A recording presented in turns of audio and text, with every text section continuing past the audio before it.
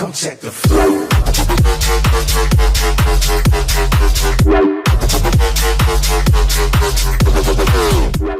Arkadaşlar tabanca var. Biz gel bir de bakın. Öyle patlatma. Pam. Pum. Pam. Evet arkadaşlar, burada Salih'e nişancılığı öğretmeye çalışacağım. Dur Salih. Ben sana bas deyince bas, tamam mı? Tamam. Bırak bir, bak şimdi tut böyle. Şunu görüyor musun? Hı. Bunu şunun arkasına hizalayacaksın, bakacaksın, tamam mı? Tek gözün kapatıp böyle. Tamam mı? Tamam. Ondan sonra bardağı getirip atacaksın. Tamam, ben bas deyince bas. Basma, ben bekle. Bas.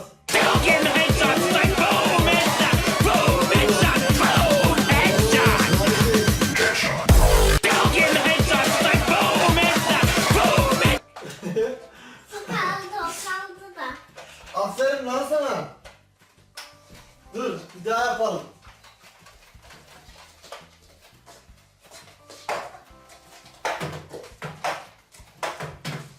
Gel. Hadi mermilerimizi takalım. Şu şekilde açıyoruz. Ve mermilerimizi takıyoruz.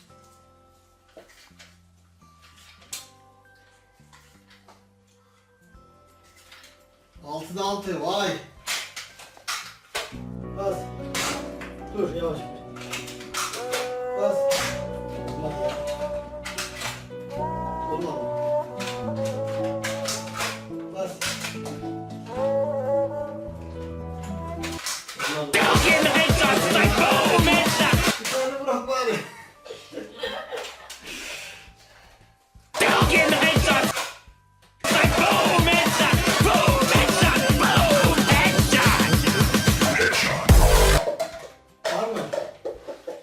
Evet, bu sefer de 4 tane var. Like boom, headshot, boom, headshot, boom, headshot. Dur, basma ben dur.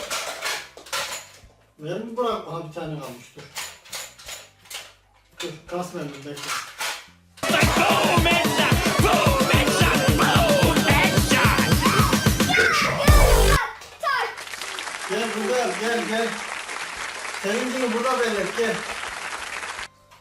Evet, kaçtı. Hadi bay bay yap. Arkadaşlar da abone olmayı unutmayın bana de. Ben